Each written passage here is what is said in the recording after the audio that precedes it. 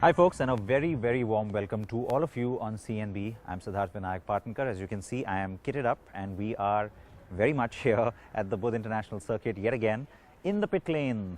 Familiar sort of a setting for all of us now, and we are here for, that's right, the awards. And this is the jury meet. It's the day where a lot of excitement hits all of us. The jury members are all here. Everybody is lined up and ready to go. And as you can see, so are the products. We've got a wide variety, perhaps not as many cars or as many bikes as last year, but certainly a lot more variety than last year. So we've got the big hulks, we've got the sports cars, we've got the hatchbacks, we've got the sedans, we've got the crossovers, we've got the MUVs, we've got the sports bikes, we've got the commuters, we've got the Audi TT making a little bit of noise there. Everybody is getting on board and having themselves a good time. We'll take you through the entire process, as we always do, in great detail on the program today.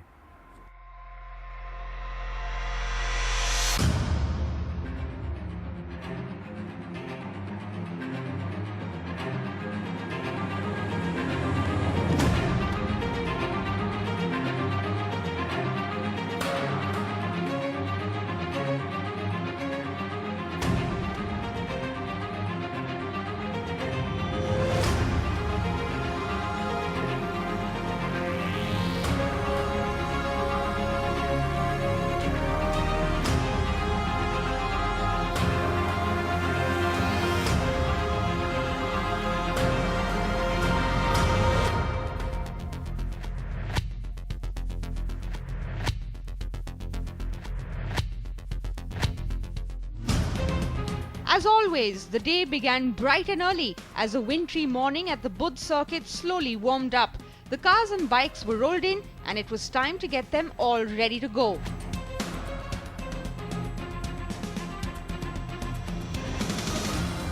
Our jurors also arrived soon enough and it was time to get going. We had about 50 odd products to get through, so it was going to be a busy day indeed. We had 30 categories of awards, of our total 37 being decided at this jury meet, so the day was not to be taken lightly. As always, most jurors began with the entry products first, with the Alto 800, Renault Pulse and Scala, and Swift Desire getting the initial runs. But Siddharth had a different plan this year. So every year I start with the small cars and then I work my way up to the more fancy offerings. This year I figured let me start with the bikes, because we run out of time by the end of the day, and sometimes I tend to not get enough time or as much experience on the bikes. So that is what I'm going to do, and I can tell you it's going to be a lot of fun, because while again we may not have huge numbers this year, we certainly have a fair amount of variety.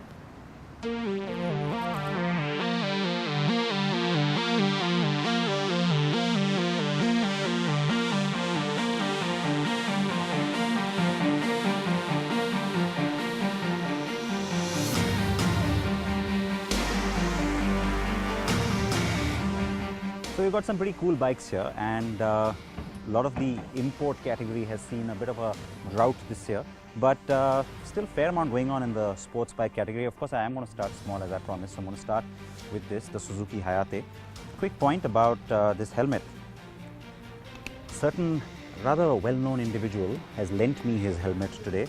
Let me see how many of you can guess whose helmet this is, and maybe you can write into me on Twitter and tell me, right? So let me get going. But while Siddharth gets busy on the bikes, let's also meet our jury, shall we?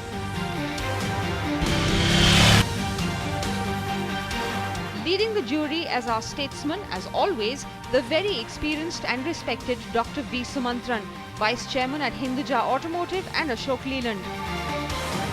Adil Jal Darukhanawala is the editor of Zig Wheels, and also joining in is the editor of Auto India, Gautam Sen. Both of them bring tremendous experience of testing automobiles and tracking the industry closely. Former rallyist and automobile enthusiast Kamlesh Patel is also a keen contributor to the development of motorsport. He has also been in the auto business and helps bring a unique perspective to the jury. Gul Panag is known as much for her acting persona as her love for the automobile.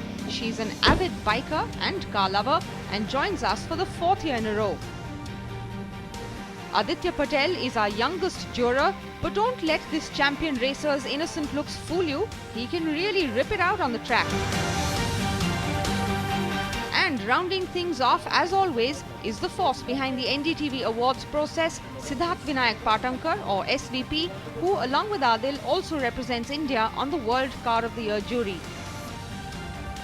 Amongst the categories that got the most attention this year was Sports Car of the Year, with the likes of the Audi TT and Porsche Boxster, and also the Premium SUV of the Year with the Range Rover and Volkswagen Touareg getting some love.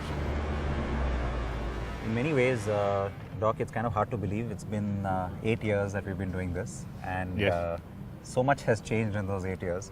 But we talk about this every time when we meet, especially here for the jury meet, about the kind of products that we're seeing in the marketplace, etc. What about this year's lineup impresses you? What about it disappoints you? Well, first of all, there is a continuing theme from last year. The speed with which this market is getting mature, reflected in the seriousness that global automakers pay to this market, and the fact that what used to be so-called emerging market cars and therefore perhaps decontented products are no longer being seen as credible. So the market has gained maturity. I think it's a reflection of what our customers want, our consumers want, and a reflection of therefore global manufacturers paying attention to what this market really needs. The second, of course, is this year particularly, I think the mid-range, the mid-price range is extremely strong. We've got very strong contenders, any one of whom can walk away with a prize. We've got the Ertiga from our largest automaker, very nice product, with a very strong competition from products like the Renault Duster. And the Ertiga is not a kind of car that you would have seen coming from Maruti, right? Absolutely. And even for this product, we are seeing, not just for the Ertiga, but definitely reflected in the Ertiga, far better levels of fit finish, interior quality. Which is heartening. Which is very nice to see. And this is good value that our consumers will get at this price point. And equally, the Elantras are again extremely competitive. So I think the affordable price segment is represented by some very, very strong products, which again is heartening, because this means that our customers are able to now get phenomenal value in an increasingly competitive market. The third, of course, is the prevalence of the particularly German but European premium makes here. I would not have believed that we would be seeing such a lineup of premium products. Quite a wide array and different segments also, not exactly. just one. I mean, there is the B class, which represents a new kind of an entry luxury product, a very competent 3 Series from BMW, Q3s from Audi, and as you said, reflecting crossovers, performance sedans, a very nice tourer as they call it, and all the way up to the higher classes. So I think it's heartening to see premium European manufacturers pay this much attention to this market. And here again, I think we may be slowly seeing this segment enlarge sufficiently in this country. At the end of the day, we're going to be at 3 million unit sales. On the bike side, the scooters lined up pretty, while the Bajaj Pulsar, KTM Duke and Ducati Monster, besides the Dream Yuga, were kept busy. Some of the relatively new entrants and even popular favorites also had much curiosity around them. In fact, the utility vehicle space has now expanded to include 4 categories: MUV and SUV of the Year, Crossover or Compact SUV of the Year, and Premium SUV of the Year. Shows how much our buyers love these UVs, eh? I'm catching you, I think, midway? You're sort of halfway through the whole lot now? Yeah, Thereabouts, kind of. right? Thereabouts, exactly. It's good to finally get you here, because Pleasure. we've tried this before. With pleasure. I'm really Merci beaucoup. glad to be here. No, and I'm glad that you are here and not in Paris. But See, the best time of the year. It's the next time. I'm saying the question is the timing of the year. it doesn't get better than this in Delhi. Absolutely. And So this location, what do you think? I mean, the fact that we are here. Fantastic. It worked really out makes well. it absolutely, without doubt. Just that you have to also lay out an SUV track next. It's a little bit of a problem rolling around all over with certain vehicles, as you know, where You can be specific. We have absolutely no fear. On the bike side, we keep finding that the portfolio shrinks in terms of new product launches. And yet it's not as if the sales have suffered as like the car sales have suffered. Where is that coming from?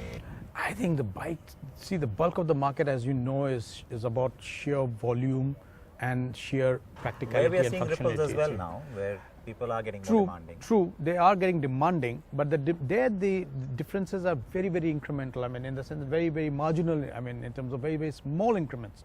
That's where the differences are happening. In terms of the fact that you can't make a vehicle that much more efficient.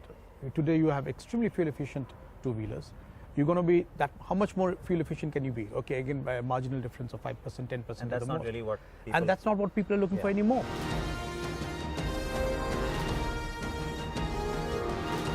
We introduced a brand new category this year called the Entry Premium Car of the Year. It addresses a new breed of vehicle that attracts buyers for not just its attributes but also its brand. So premium brand cars, yet at a price that's more within reach than before. If it was the BMW X1 last year, it's the Audi Q3 and Mercedes-Benz M-Class as well as the Mini Coopers this year. Which are the specific areas in the market where you'd like to see more maturing, more options and more perhaps consideration of the consumer? In the middle segment. I think the top end is providing everything that the buyer needs, yeah. And as long as he can afford it. Would you like to see more cars in this whole sweet spot between what the Ertiga does on the one end, which is out and out MUV and yet compact, and then something like the Duster, which is again compact but with a little bit more SUV characteristic, a little bit more youthful sort of a character? Would you like to see many more products come there? Definitely, yeah. So then on the biking front, is it good to see the kind of challenge is too strong a word, but at least the start of a challenge that's finally coming in from Royal Enfield when it comes to taking on the likes of the mighty Harley Davidson? Definitely, because again, Harley Davidson is, in my opinion, unaffordable to many or most. Despite their recent sort of cheaper even then bikes. you can buy a Pulse for the same price. Or less. Yeah, or less. So, and it's so nice to see that Royal Enfield has started a cult. You have a lot of these groups who are, getting together, Bullet clubs and Enfield clubs and Thunderbird clubs, and they're all going out riding like the Harley guys do. Only there are 7 Harley Davidsons, but there are 50 Royal Enfields going out. Which is where you want more from this company. Exactly. Anyway. So you're seeing those products coming now. Yeah, and it's starting this biking culture all over again. Yeah. Like we used to bike when we were in college and maybe little beyond, but then it became too dangerous. But now it's getting refined because the roads are getting better, and people are more conscious of safety and the whole thing. So again, people are buying a bike for entertainment. So we need that. Well, hopefully we'll have more bikes at the jury meet next year, where I again hope to see you as well. I guess you want to go and take a closer look at the bikes maybe. Yeah. So I'll let you do that. And it's time for us to take a very short break here. Plenty more action from the jury meet. That's coming up on the other side of this short break.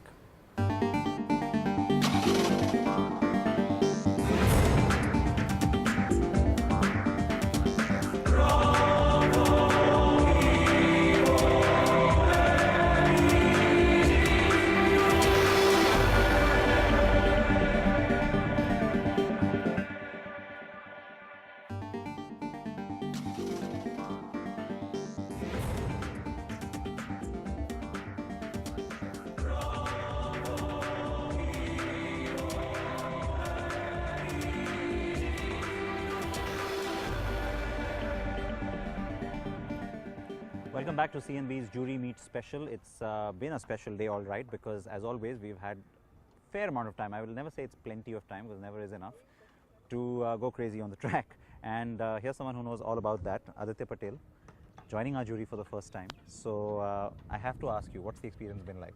It's been wonderful. Question, but what the heck? Yeah, I mean, it's obviously wonderful to drive around the track, and the kind of cars we've had this year, it's amazing. And also to see the changes that have been made by all these manufacturers. I mean, I have driven cars in the last 3 years, but what I've seen this year with all the cars has just surprised me. And then especially to be able to do it on our only Formula 1 track, it's an unbelievable experience. When I came this morning, I saw what we had in store for us, all the cars we had parked here. It was a nice sight, yeah, because you don't expect it really. It took us all by surprise, I'm sure. And yeah, I've never driven cars like SUVs around the track. That's what makes it interesting, yeah, I guess, that in the same day you get to try different segments. Yeah. How do you approach that? So I tried doing it one segment at a time. I started with the smallest car, I started with the Alto. And then took it step by step from there, went up from there. And I left the sports cars till the end, tried to do the SUVs in between, and then got into the Porsches. Yeah, and then there's no looking back, right? There's no looking back from there. After those, you never want to get back into the smaller ones, that's for sure. Tell me about it. And the day's not over yet, so I'm going to let you, of course, go back into it for sure. But standout product for you? I mean, if there's anything that you want to talk about? Standout, definitely the Porsche Carrera and the Boxster. They took me by surprise, this one. Took me by surprise. I mean, I have driven them before. Slightly older cars, probably 3 years older, 4 years older.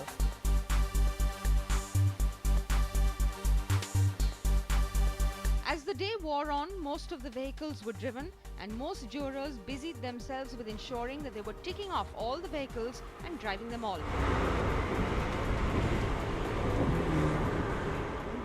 Deja vu, we're back on turn 10, and that's exactly where we brought the awards to you from last year. What do you look for the most now from a track driving point of view? Forget about the products. I look for the turns, the chicane, and all that happens.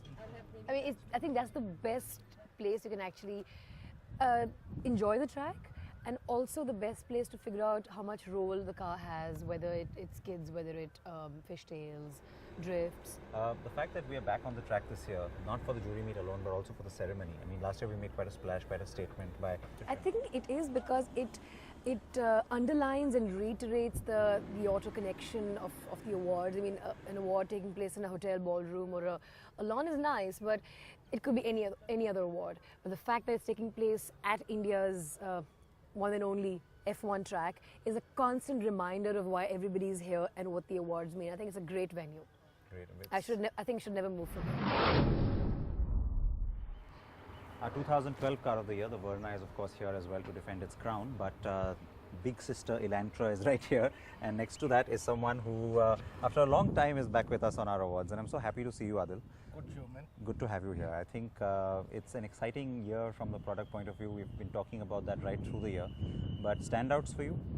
Standout to me, without displaying any bias at this point, because nothing hasn't happened. No, the fact of the matter remains that if you start directly from the lowest class, the new Alto is terrific. You're just coming straight out of that global reveal of the third gen Octavia. Yeah. So that's going to come in next year and battle with this car as well. I think yes, but like it happened previously as well. The second generation Octavia came in, but they kept the first generation going. So that's the reason it had a name change. But now, thankfully, the Octavia name will be back. I cannot wait. I have been waiting for that name to come back. So, and we all know why. So, yeah. All right, great. I'll let you get back to it. I know you've got plenty more to go through. And finally, it was time to vote. Our team of auditors from accounting firm Ernst & Young efficiently administered the voting, which involves not just the ballot, but a fair amount of discussion as well. And then it was time to actually cast the votes. Once the segment winners were decided, it was time to vote for the big ones, the manufacturers and products of the year. So we're just going to show you a little glimpse of what's happening here, because we're going to save all the good stuff for next week. On the program, you will once again get to see a little bit of a behind the scenes look at how we set up this award ceremony for you. Besides that, remember, this isn't the only jury meet. We also have the CNB AAA categories, which is for the marketing and communications teams of the year and brand ambassador. Those categories, that jury meet, and all of this setup is something you'll get to see on the program next week. Write in with your feedback. I know that you're all waiting for results of the CNB Viewers' Choice Contest that has closed this week. But the results will only be declared on awards night. Thank you so much for watching. Please wear your seat belts. Please wear your helmets.